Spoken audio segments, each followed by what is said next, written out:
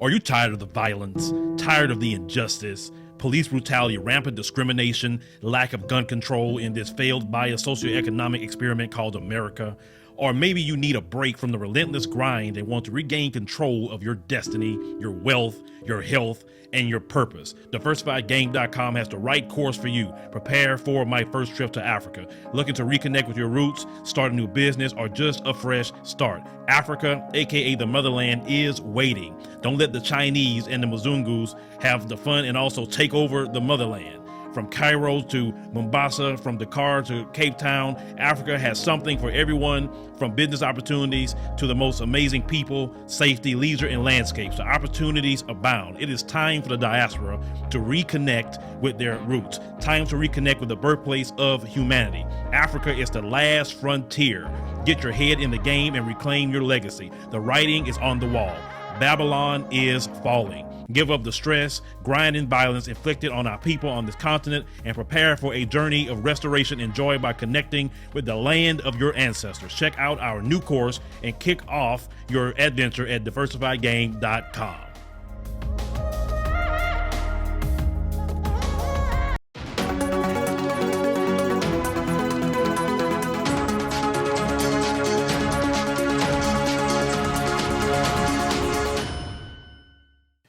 So there was a police officer that was on the Nashville, race soldier department back in 2018. Now, he ended up shooting Daniel Hambrick in the back. This race soldier's name is Andrew Delk. Now, right before he was supposed to go on trial, he struck a plea deal with the prosecutor. And they reduced his first-degree murder charge and gave him voluntary manslaughter, which greatly reduced the sentence. So he was sentenced to 3 years in jail. Now, once the family heard that he only got 3 years in jail, in the victim impact statement, the family just lost it. And I'm going to explain after you see this video why they reacted that way. Let's go ahead and roll that clip. Can't believe it. I can't believe this, Judge. I can't believe it. I've been going through this for 3 years. Take your time, baby. I can't believe it. Yes. Take your time. Judge, Take your time. I lost my mother. I lost my grandmother. I lost my father. My father had a stroke and a heart attack. I can't believe it. Because of you. Because of you. I lost my father, my son's father. Because of you! Because of you! Yes. He killed himself! I hate you! I hate you! I don't accept your apology because you could have did it at the beginning. I don't accept it. Once the tables turn, Judge. That's right. Once the tables turn, just look at the tape. What if it's your child? That's right. It's still my child. What if it's your child?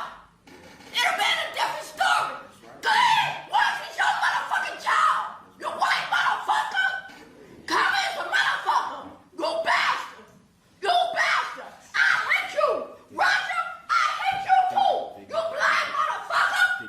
I hate you. Miss I Hambrick. hate you. Miss Hambrick. You told me a goddamn lie. Miss Hambrick. And I hate you. I hate you. Damn it. Come in, some motherfucker. You better watch your back in jail, motherfucker. You bastard. You bastard. You better watch your motherfucking back. You hear me? You better be scared. You better be scared, motherfucker. Cause Tom is a motherfucker. They gotta take you out of here now, cause I'm gonna come over there and smack the shit out of you. Oh, yes, I am. So they better take you all out of here. They better take you out of here. Cause I've been through a lot from you. A lot. His friend killed himself because of you. I hate you. So I don't accept your motherfucking apology. Miss Hambrick. You cook unclean motherfucker. You come no. Okay. Let me go. Well, Let me go. well- You talk about my family. Y'all talk about my family. Y'all call us a monkey. I think Y'all that's say enough. Y'all say we eat watermelon. You racist motherfucker, y'all. No.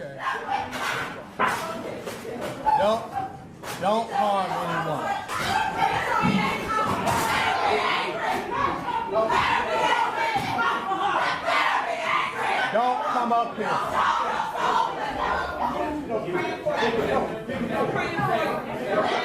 Just hold it. Bullshit! That's bullshit! We didn't get a chance, man! We didn't get a chance, man! We didn't get a chance, y'all! We didn't get a chance, man! 3 years! We didn't get a chance, man! We didn't get a chance! We didn't get a fucking chance, man! We didn't give him a fucking chance!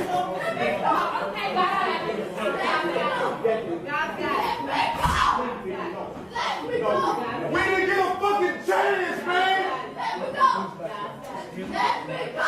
We didn't get a fucking chance! We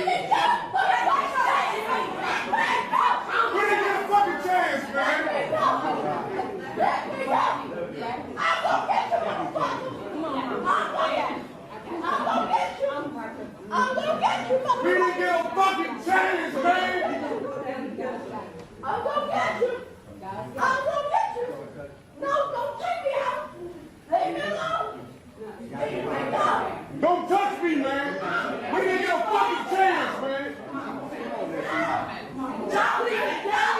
We didn't get a fucking chance, man! They don't hunt you.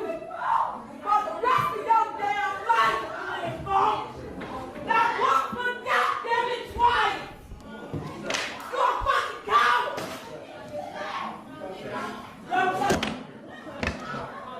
You. Somebody said back to the Lord. You know I back to that bullshit on the roof. I said that bullshit on the roof. You with him too, bitch. You heard it too. I'm busting this point on the roof. We didn't get a motherfucking chance, man. We didn't get a motherfucking chance. You're a bitch. We didn't get a fucking chance, man. You're a motherfucking bitch. We didn't get a fucking chance, y'all.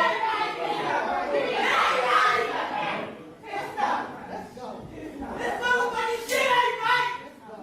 And anybody black in here that agrees that it is, something is wrong. This shit gonna keep happening, man. Talking This about shit gonna keep happening, man. police officers. Police officers. That's what you think. All y'all do is wanna kill us. We didn't get a fucking chance, man. I've been fighting 3 years straight. I watched women across the world who lost their kids. I done dealt with these women, man. Black this bitch like you And we didn't get a motherfucking He chance. knows everybody. You can't even look at us. We didn't get a fucking chance, man. Ain't no fair trial, no nothing. We didn't get a chance.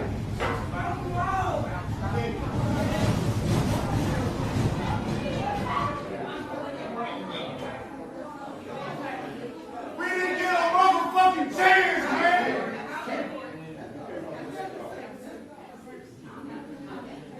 Now, the family was upset, and rightfully so, was upset because this is why.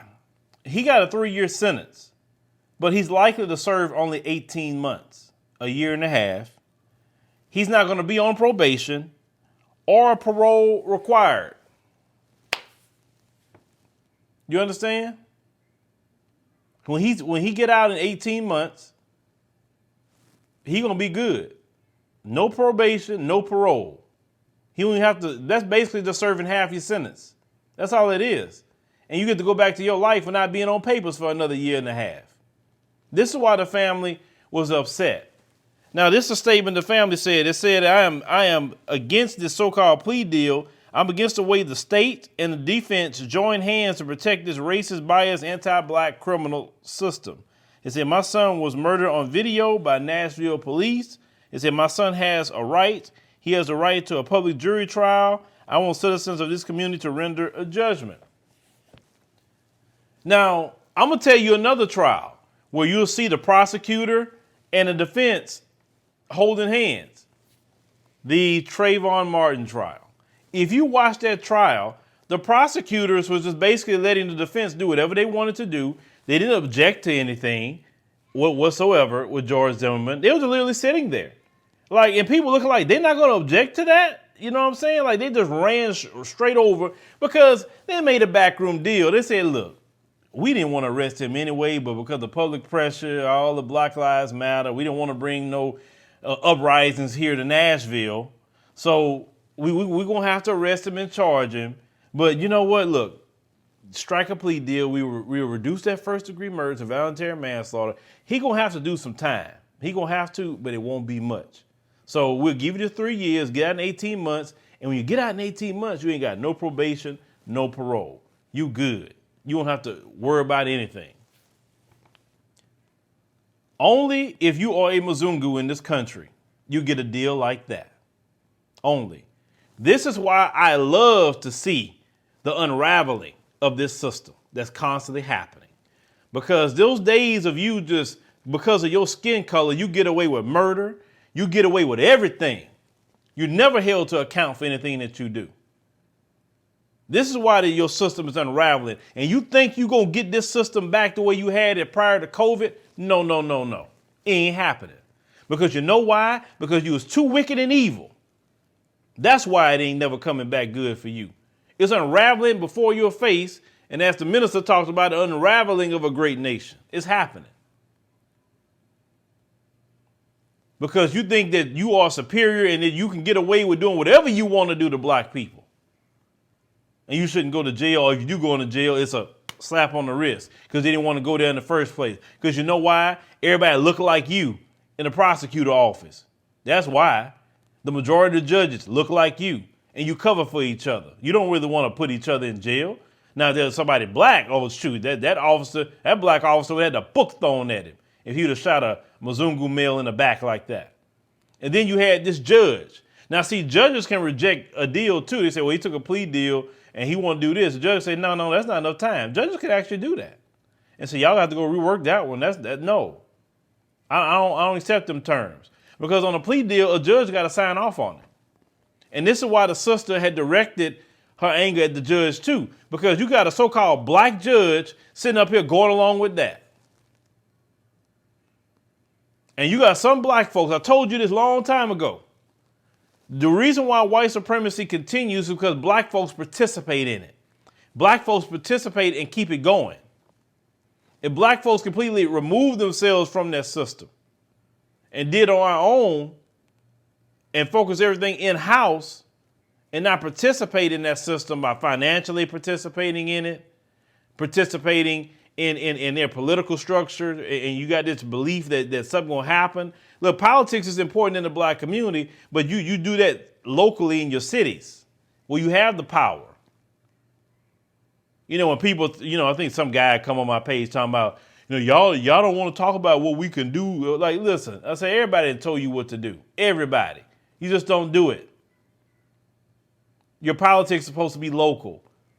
If you're in these cities with all these black people in it, then you need to have control of the city council, the school board, the sheriff, the police chief, the DAs, the judges. All these people, a lot of them are elected officials. The mayor. You don't go and take over a city and control it in the way we see fit because we got the numbers and require that every person in the community is registered to vote because that's going to be important in the city. That's where your power base lies, is in the cities. But no, you're not focused on that. You want to worry about a presidential election like that affects you every day. Your local government affects you a whole lot more than that presidential election. You see, if we were smart, we would remigrate back to the South strategically and take over these cities by our numbers coming in.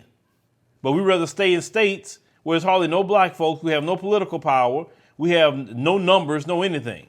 But we'd rather stay over there. One state I always jump on a lot is California.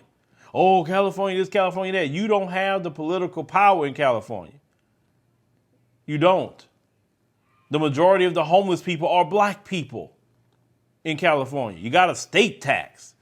Yeah, you may like that weather, but it's like every day is getting worse and worse and worse for black people over there. Now, if you got money, you good. But if you're the average black person, that's why a lot of people are leaving and coming down here to Houston and going to Dallas and different places. They going to Washington, D.C., some of them Atlanta. There's different cities they going to. But I'm a big advocate of Houston. I'm like, I want all my brothers and sisters that's, of course, I'm talking about the decent ones. I'm not telling you to import Pookie and Ray Ray and the hood rats. I don't want them here. But all the decent brothers and sisters to come to Houston. Say, we need you down here. We need you. Come on. We got plenty room for you. But this situation here is just despicable. It's utterly despicable. It is. That black judge should feel ashamed of himself. And we need to create consequences. Just as much as you showed up at that white supremacist house and pulling up at his house, black people should pull up at that judge's house and protest and tell him how in the world you sit up there and let that happen. Why would you do that to a black family? When you literally saw on tape this dude shot him in the back.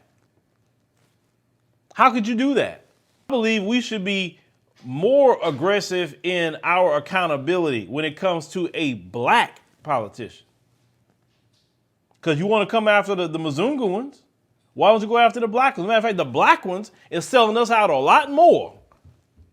And the reason why the black ones are selling us a lot more because they want to do the bidding of the white supremacists on the left or the right, but 9 times out of 10 the left. But this is just completely despicable. This is utterly despicable. This is a sin and a shame for this to happen. And this is why people are saying I'm sick and tired of this wicked nation and going other places to see what they can do. This is why. This is why. Go tell that family about some of the excuses that some people give about when people talk about going to different places. Go tell them that. Go tell that family that they need to don't run nowhere. Go tell that family that right now and watch what they tell you when they deal with the brunt of this wicked system. See, it's easy when you ain't dealing with it at that time period, the wickedness of this system, to go and tell people what they should and shouldn't be doing because you scary and you don't want to do it, because that's what a lot of it is. A lot of it's fear. I talked to some brothers and sisters today that's in Tanzania. If they say they was going to go to London, black folks didn't say anything. But say they were going to go to an African nation, and, oh, my God, something going to happen to you. Oh, you're not scared? Self-hate. But I feel for this family. Oh, my God. I mean, I understand the anger, and I'm so glad that sister said she hated him, and she talked to him like the piece of trash that he is. Because we ain't on that forgiving no more. All that, I forgive you, forget that. We'll forgive a devil for what? The evil. But leave me a comment, let us think about this particular story. Man, I understand the anger. And I definitely sympathize with this family. These proceedings are concluded. This court is adjourned. All this shit I did for this motherfucking company? Man, you. You ever had a great idea stolen from you and didn't know how to go about getting justice? In Charles Ford's The Anatomy of a Corporate Lynching, he takes us behind the scenes of his public copyright and civil rights lawsuit against his employer, Con Edison. In this explosive page-turner, Ford writes of an idea he submitted being taken and used without credit or compensation. In a book where no names have been changed to protect the guilty, Ford details how he stood his ground legally against theft and racial discrimination. Ford's exploration of a corporate lynching attempt inspires readers to pursue justice and fight back legally in the face of corporate opposition and retaliation. The Anatomy of a Corporate Lynching is available on Amazon worldwide in paperback and on Kindle. Find Ford at author Charles Ford on Instagram.